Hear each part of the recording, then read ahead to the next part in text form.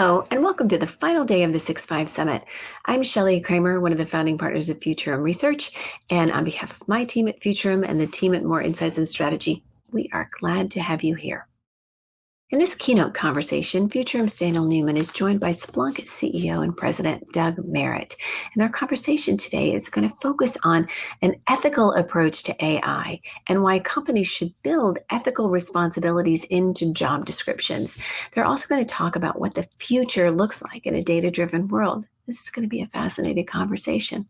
Let's jump right in.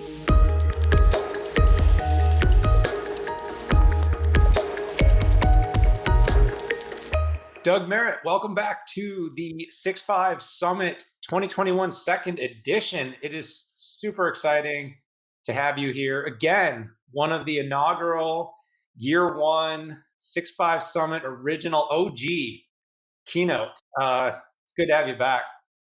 Thank you, Daniel. It's always good to be here. Always good to spend time with you. Yeah, it's a lot of fun.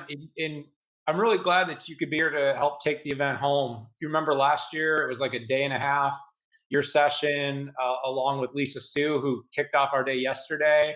And Michael Dell went on the first day, and we had like a day, like an hour and then a day. We went from that to 5 days, Doug, of content. And what an undertaking, but it's been just such a great show. And like I said, I'm really excited to have you here to take us home. You and I have had a lot of conversations. People out there may kind of notice that we've covered some ground before. And I'm kind of excited today because we're going to have a little different dialogue. You know, we talked a lot throughout COVID about kind of the company and its transition. But today we're going to talk about AI, automation, ML, some words you like to use in your go-to, some words you don't use so much in your go-to, but we're going to hit a new topic together. It should be a lot of fun. Well, it should be fun. And I'll try and do my best to carry the layman's perspective on AI and ML. Absolutely. Well, we got a broad audience, and everyone from top of CIOs and you got the journalists, the press, the investor community. I mean, that's what's really great about this event. It's I like to say more Davos than tabletop trade show. Big picture vision. And we're going to talk about some of those kinds of things like ethics and AI actually here a little bit, which are big topics that our world leaders are literally swimming through the challenges of in real time. But let's start with something that I've observed watching you and Splunk and the leadership of your company and the way you talk about the company and the term artificial intelligence. You guys haven't really historically liked using that term. You've chosen other terms. Is that still the case? Are you guys changing your tune? And if it's not AI, what is it? So I think what all of us are wrestling with, I'd say, are trying to drive toward, but there's a lot of consternation about artificial intelligence, kind of a sentient entity that is completely independent and able to guide themselves. What we continue to see at Splunk is we are still a ways away from true artificial intelligence. It has become a catch-all kind of buzzword. And what I think it is generally trying to convey is computers are increasingly, and software programs and are increasingly becoming much more effective in machine learning, which from our view is quite a few steps away from AI, the way that it's portrayed in science fiction, the way that people are really concerned about it, that it really is analogous life form, less carbon-based, obviously, but another independent entity. And so what we keep focusing on at Splunk, our solutions are very much geared towards cybersecurity teams, the infrastructure management teams, and the DevOps and app dev teams, is how do we weave machine learning into the data services that power those solutions? And then how do we drive machine learning into those solutions themselves so that we can avoid systems downtime?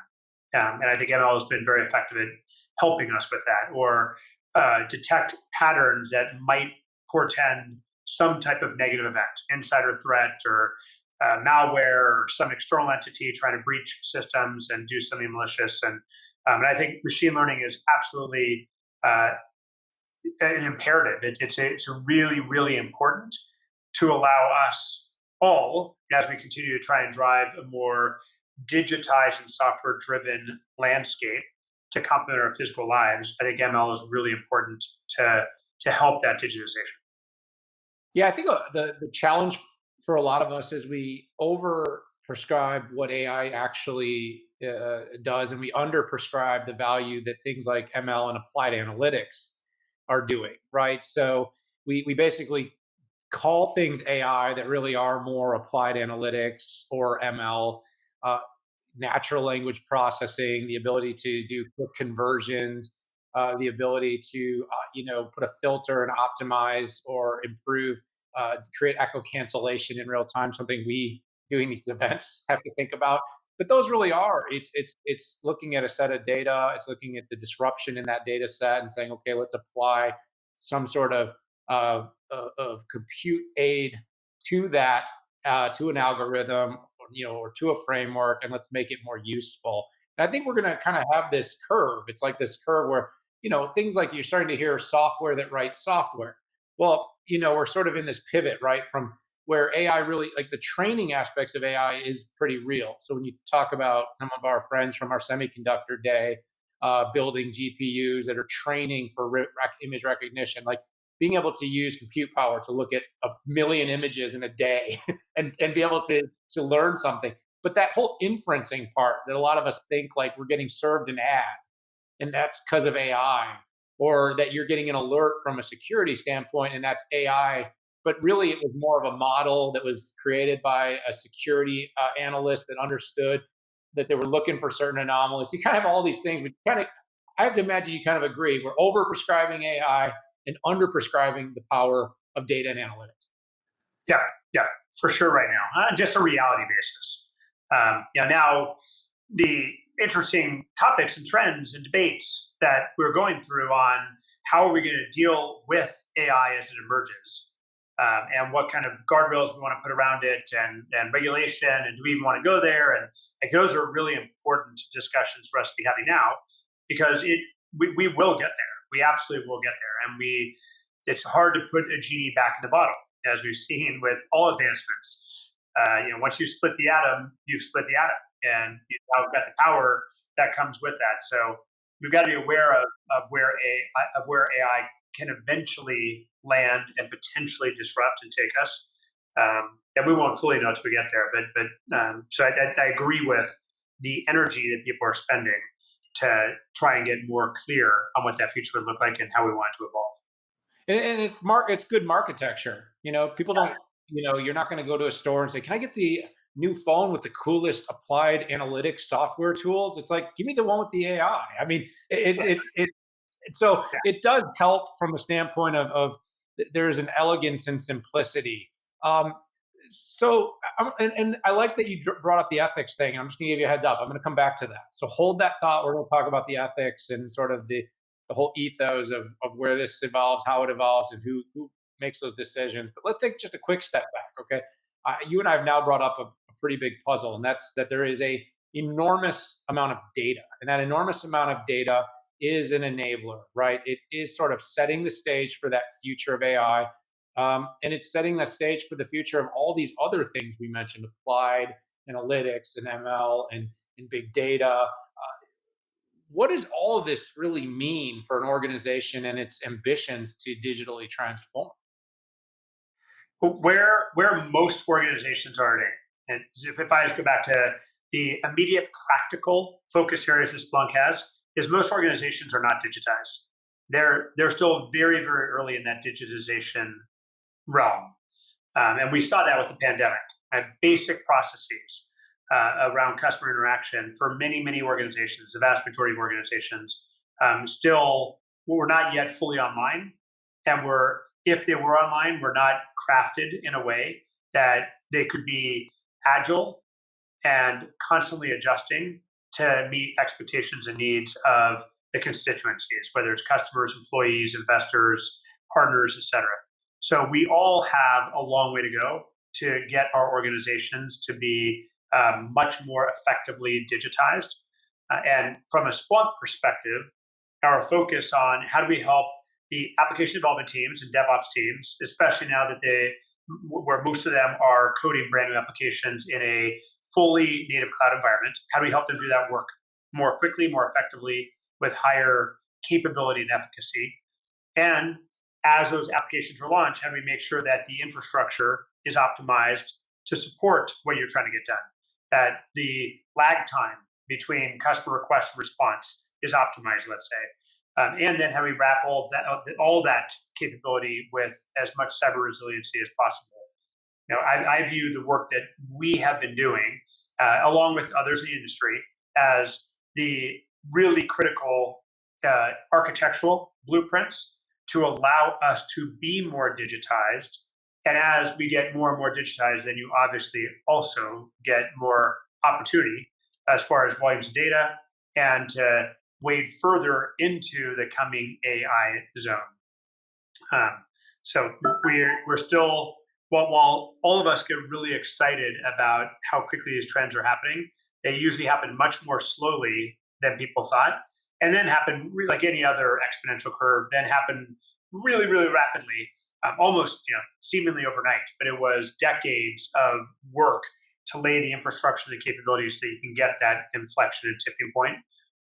And we all, as companies, organizations, industries, are working hard to become far more software and data and digitally driven. Yeah, it's interesting you point that out. I do think the pandemic expedited a lot of transformation. I don't think I'm making any sort of big bold prediction by saying that. I think the overall consensus is anywhere from months to years of change took place in a matter of weeks and months. But I would also agree with your sentiment that we didn't come far enough. We sort of reacted and came as far as we needed to survive. It was like a survival mechanism. And now I always say you want to go from survive to thrive. And so as companies started to turn that corner, and I'm talking about true companies and not, they're all true companies, not born on cloud companies, though. Those companies kind of have a natural ability to progress through digital phases very, very quickly. But you're talking manufacturing companies, you're talking about, infrastructure, large infrastructure, construction companies, big CapEx expenses, oil and gas. Those industries had, they're massively reliant upon data, but the complexity of updating their systems to truly be able to, I always said you guys at Splunk are super ambitious with this whole data to everything, all data to all systems. It's like, whoa. I mean, because people think, oh, it's just easy. Just put your data in the cloud. It's like, stop. Well, hold on a second. Do you actually know what you just said? You can't just put all the data in there is so much complexity. And that's why, I say we're still in early innings, Doug. We're still in the early innings. I want to transition though to a topic that you started, and now I'm going to make you answer to this, and that's ethics. Okay, I said more Davos than tabletop trade show. Look, if there's besides right now maybe solving the semiconductor shortage and deciding whether or not cryptocurrency can become the standard to replace the dollar, probably the third biggest topic in technology is how do we regulate AI? How do we decide, like you said, the genie out of the, you let the genie out of the bottle, you split the atom. These things are they're irreversible in many ways. And once we put it in market, who decides this? Who's making the calls? How do we decide what to allow and how quickly to progress to make sure that we keep the world safe, we keep, the right information in the hands of the right people, we keep our data and our privacy and our economy. All this depends on a number of decisions that are going to be made around the ethics of AI. So I think often we feel like we have to invent from scratch instead of leveraging what is around us.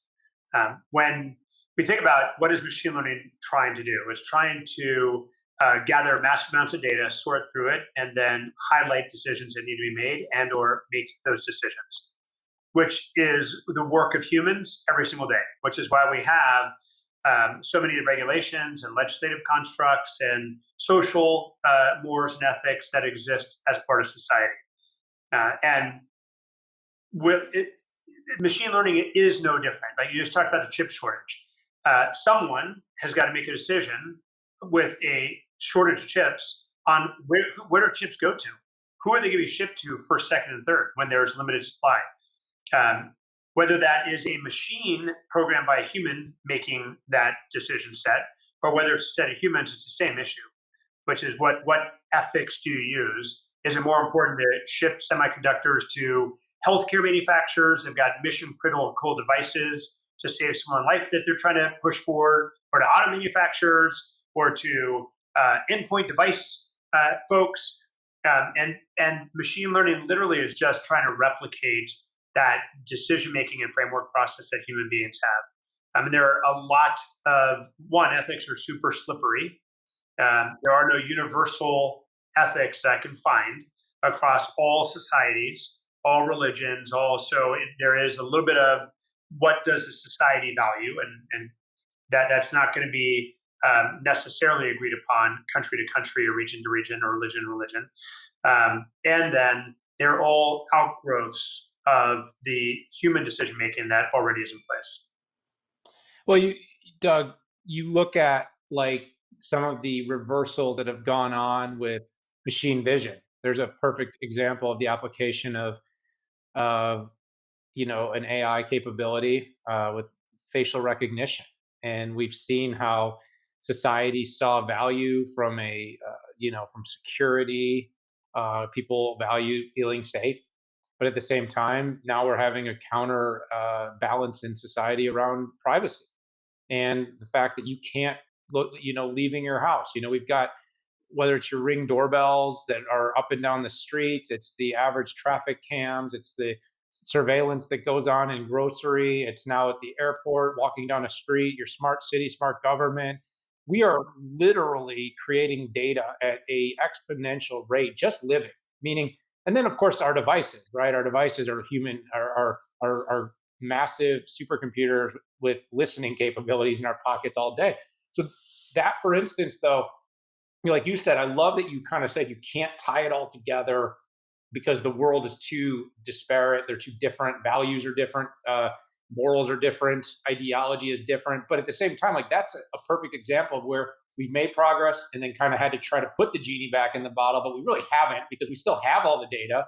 It's just how we're applying the data. But like what do we do? Do we value privacy? Do we value security? That's just like one great example of where AI could solve. But really, it's going to be people. It's going to have to be a constituency of humans that are going to have to kind of come together and decide, what do we want? Yep. And there have always been people in corporations whose job was to watch, and in governments. And most grocery stores had people walking the aisles and make sure no one was shoplifting before cameras, and then had cameras in place. And now you're just, the big shift is you're creating so much more leverage than you've ever created before, and so much more correlation power than you've ever created before. It's very hard to marshal thousands of humans that are trying to interrogate a society like you can marshal the data coming from all the different intelligent devices that are around us. But the end thing that we're trying to manage through is the same, which is how do you, what are our social liberties? What rights do we have as individuals? And how do you stop abuses by those that have unfair power, unfair access, so we can maintain those social liberties? I think the consequences are going to continue to go up, because if you have a bad actor, whether it's a political figure, a corporation, or a rogue hacker, their ability to amass information and influence others is going to continue to go up and to the right, unless we decide to find a way to blow up all the technology we have. Massive EMP strikes globally, simultaneously, to throw us back in the Stone Ages. We'd have different problems that we're wrestling with then. We might save the privacy issue, but we would have a whole bunch of new issues.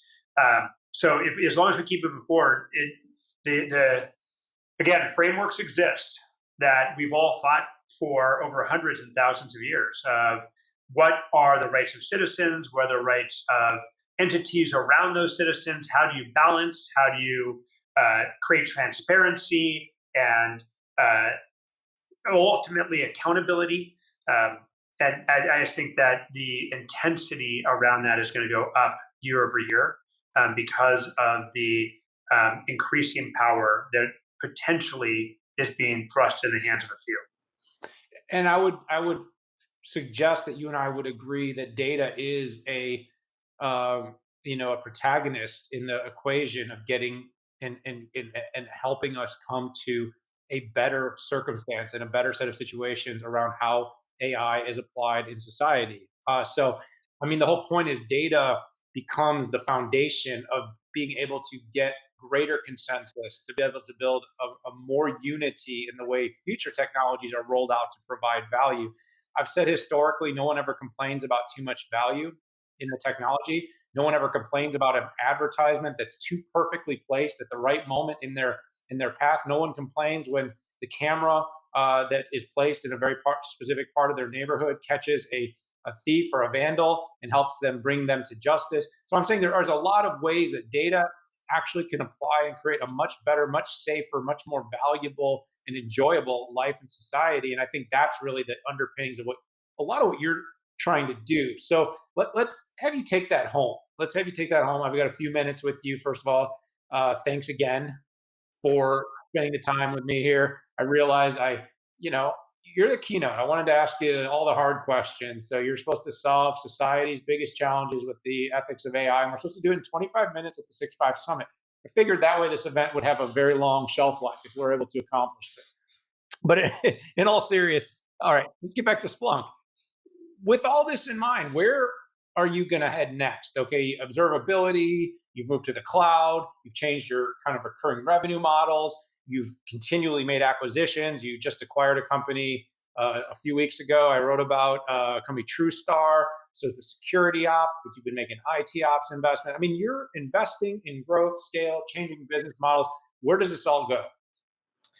Yeah, TrueStar is a great example to highlight our discussion. It is an intelligence platform that has been principally focused on threat intelligence, gathering of threat intelligence with a heavy ML focus. We're being attacked constantly by different potential threat forces out there. And how do you harness data across across your own organization and across a multitude of different organizations so you can get a higher fidelity of emerging threats and react much more quickly, which is no different than what you highlighted on. We want our civil liberties protected. We want to feel like we're followed all the time. But when there is a potential mass shooter, we really, really are thankful or want the surveillance capability to try and detect that either before it happens or very rapidly to minimize death and injury. So we're always going to be balancing these two. That goes back to social liberty and the different views around that. From a Splunk perspective, the two massive themes that we've had, we try and stay centered on the groups that are charged with working together, and they don't always work together, to help us all with this digital transformation and better data amalgamation. The cyber teams, the infrastructure management teams, the DevOps teams. And so always that is kind of the foundation of Splunk.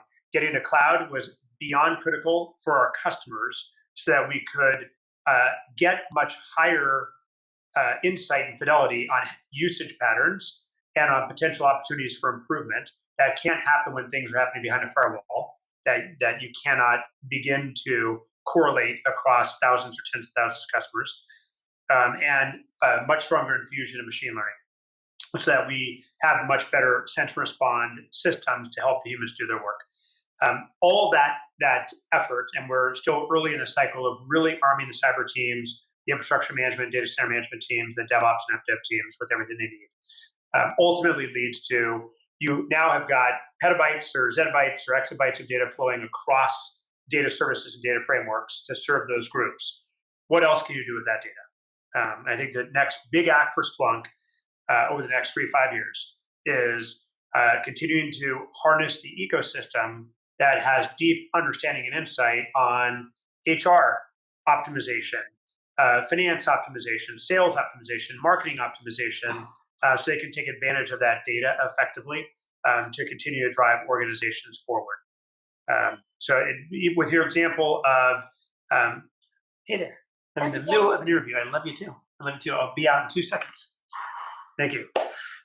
So going back to the example that you had of digital native organizations, and they're there. They're already there. You look at the the Facebooks, the Googles, when you really look inside the company, they're not there yet.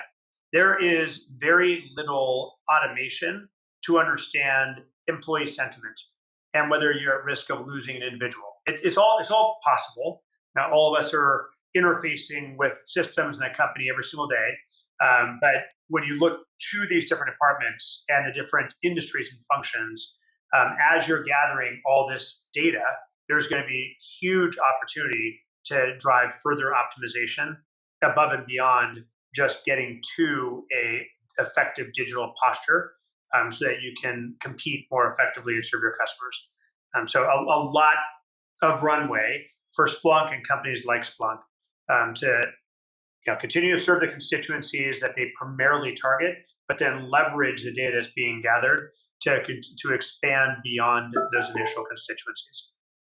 Absolutely. And I'll tell you what, Doug, I've seen a lot of investment across tech over the past 12 months that are all signaling that the track you're on is a track of critical importance. And I'm not even going to start to try to name the number of acquisitions I've seen of observability tools, of IT ops tools, of SecOps tools. I mean, companies understand cloud observability and being able to get a massive read across multiple applications concurrently, leveraging all that data is a big cog in a winning formula in this sort of rapidly exponentially growing data and sprawling IT ecosystem that enterprises are dealing with.